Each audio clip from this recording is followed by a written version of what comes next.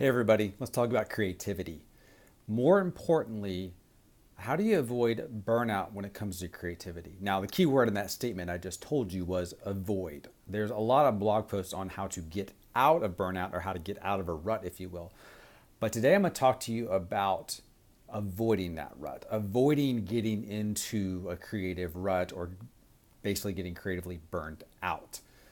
I think a lot of us usually wait until we're in the middle of the moment to figure out how we get out of the creative burnout. And I want to give you a couple different ways to avoid that from the get go so you don't fall into that trap.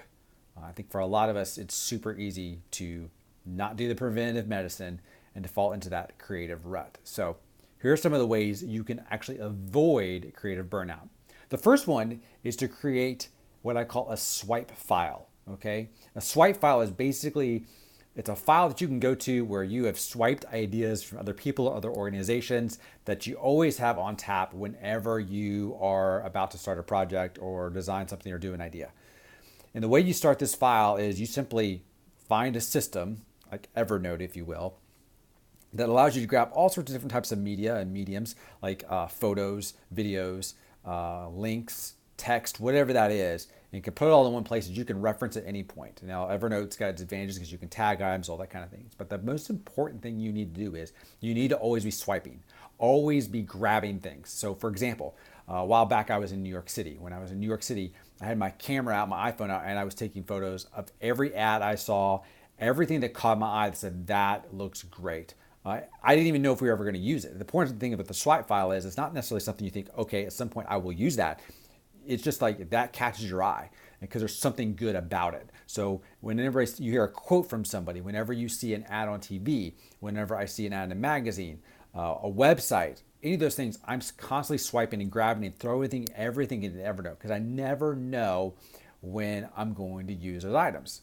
Then once I've got all those items in Evernote, then you can tag them all with like different things like, the color palettes or where it came from, anything that you might want to reference later on when you're searching for those items. But the important thing is to always be grabbing, be swiping, if you will, grabbing things and putting it in that file and just keep that file going and going and going because it's going to be a great resource for you. In the moment when you think, okay, I may be getting a burnout, to go to that swipe file and to have all those ideas ready for you to go and grab. So that way you're just not going out to Twitter or Facebook and saying, hey guys, anybody got any ideas about how to do X? This allows you to kind of have that constant flow of information. So that requires you to constantly be on the look, constantly swiping, swiping, swiping. The second thing that you can do to help avoid burnout is you need to get out of your social circles and social spheres. So what I mean by that is a lot of us have our group of friends, our church, our work, and we pretty much stay within those spheres. My suggestion for you is if you work for a church, is that probably I would say 3 to 4 times a year, you need to go visit another church. Go visit that church, see what they do from parking lot to pew, if you will, and see about that experience. Swipe, going back to the swipe, I'll swipe anything you think, I love that idea. I love what they do. I wasn't that crazy about some of their ideas, but whatever you can think you can steal and just kind of put back in your swipe file, you'll want to do that. You want to expose your mind, your eyes, your brain to lots of different sensory inputs in terms of new ideas and new experiences and new places because that's going to expand your creativity. It's going to expand that creative muscle, if you will. So you consistently want to do that.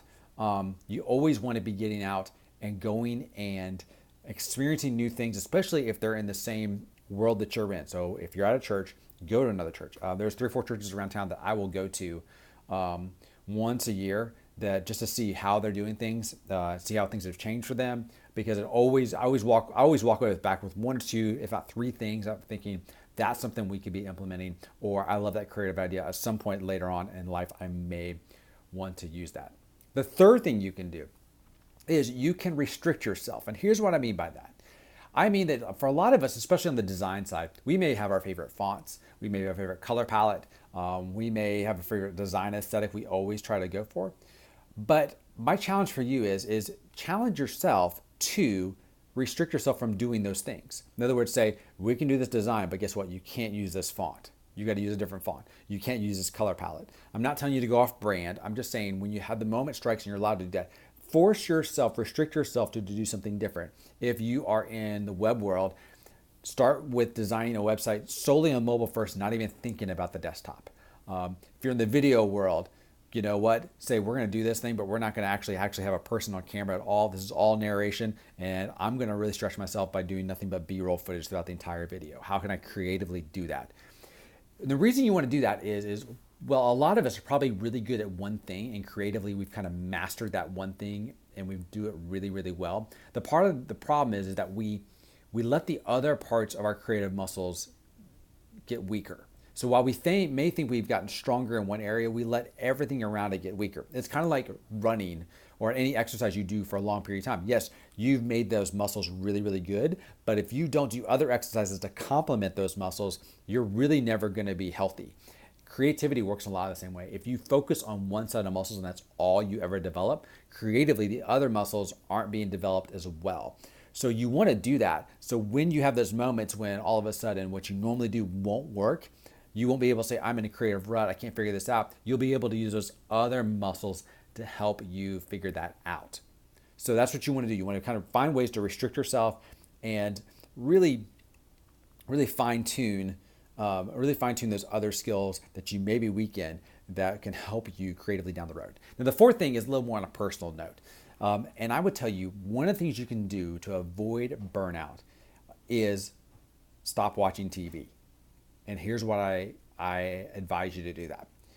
TV at one point for me creatively was very good at figuring out where culture was heading and where culture was going. I was able to pull creative ideas from it. But I have found as more TV channels exist, you've got Hulu, Netflix, all those different types of things, its culture becomes diluted. And I found that creativity-wise, TV is not adding much to my creativity because it doesn't really represent where culture is going anymore because it's so diverse and people aren't all watching the same TV show at the same time. So I can't get that cultural indicator of where things are going. It used to be a good, like for when I was doing student ministry, it was easy for me to go to MTV and just say like, okay, MTV's got a pretty good idea of where students are at. That's no longer the case. So I would challenge you to get away from TV and instead immerse yourself in other platforms. Virtual reality, books, other mediums and other platforms that'll stretch your thinking and stretch your mind. I find that TV, because it's such a passive medium, that it really does not engage us. And I found that I am actually more creative and more focused when I haven't watched TV. So for the most part, I've stopped watching TV except for live sporting events and a few other rare things. But for the most part, for me, it's gone away and it's helped my creativity go up because I'm choosing to do more things that are more active than being passive. So take that for what it's worth. I know some of us are dedicated to certain TV shows and that kind of thing, and if that's your deal, good. But I would challenge you to stay away from it. So those are the 4 things that can help you avoid creative burnout. So if you focus on doing those things, I guarantee you down the road, you will not face creative burnout. So there you go. Have a great day. Bye.